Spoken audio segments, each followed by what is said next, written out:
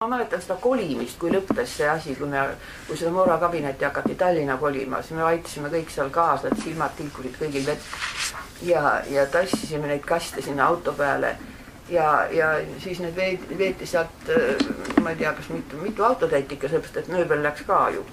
Ja ainuke asi, kus mul on, Moorast mõtlen ma alati hästi, aga ma mõtlesin, sest tegelikult Moora oli sellel veendumusel juba siis, et arheoloogia õpetamine ei tohi katkeda.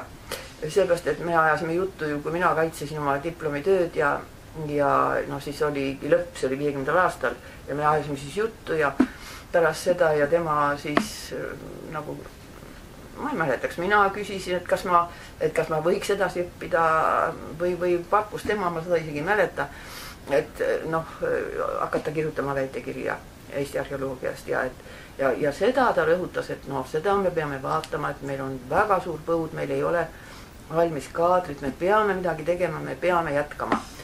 Aga samas ta läks viimase kui raamatu ära, et kui meie, Jaanits teab võib-olla, Jaanits saab värkmetest, võite võib-olla ka seda lugeda. Ma kujutan ette, et Jaanits vedas vist kogu materjali, mida ta siin 5 aastat järjest, see tähendab siis 1950 kuni 55, sest Moora lahkus 50, eks ole, lõpetas. Me kevadel lõpetasime ja Moora läks kohe sel suvel Tallinna kogu perega ja siis ja kuni 55-ndani oli siis Jaanits asendas. Aga millega, kas tema tassis kõik raamatud kaasa või meil ei olnud mitte jumala mitte midagi seal. Ainult Iirtest ära söödud need 19. sajandi lõpul ja 20. sajandi alul need suured folio väljaanded, kus olid need värvipildid. Minu õnneks olid needki, ma sain neist valguspilte teha vähemalt, eks ole, et tookord olid need suured klaaspildid, me tegime neid sealt.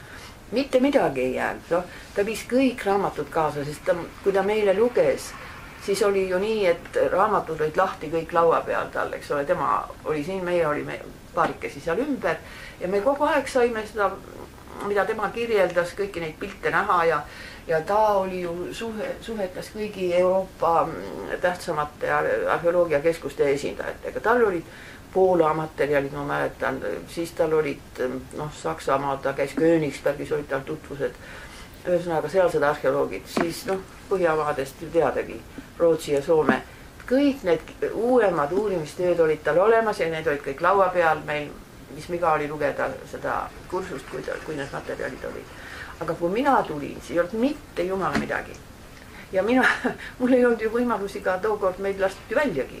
Ei saanud ju mitte midagi osta ka, kuskilt midagi ei saanud. Ainuke asi, et ma sain ühe 2-nädalase täiendusperioodi ja olin Moskvas Lenini nimelis raamatukogus ja otsisin sealt välja, mis on, aga ega ma neid ei saanud ära tuua.